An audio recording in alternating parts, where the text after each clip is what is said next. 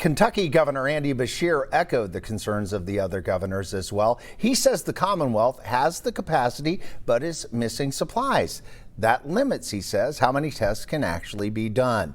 The state's health director says before Kentucky can even think about reopening, a lot more people need to be tested. We may have to, on a typical day, test 1/10 to 1/3 of 1% of the total population. So that would be about 9,000 to 13,500 tests a day. And there have been other estimates from others that sort of are in the middle of that range for other areas in the country.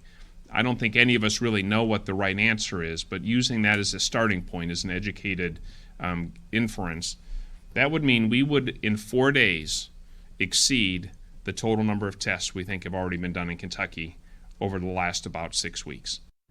Meanwhile, a judge is blocking a Kentucky church's lawsuit against Governor Andy Beshear. Maryville Baptist Church claimed Beshear's order against mass gatherings violated religious freedom.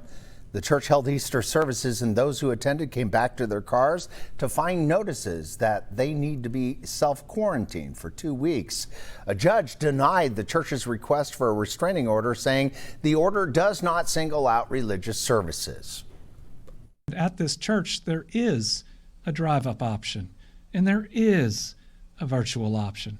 And I just wish everyone would select that, because that would mean everybody is being safe in what they're doing. You can get the same message. I know the experience may seem different. It is different.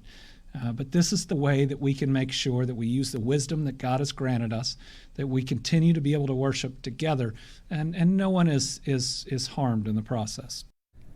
Judge Hale also shot down the argument comparing church to a store, saying shopping is an individual experience where people go in at various times and move around individually. Church services, he says, are by their nature a communal experience where a large group of people come together. He said a better comparison is a restaurant or entertainment venue, and of course all those things are closed right now.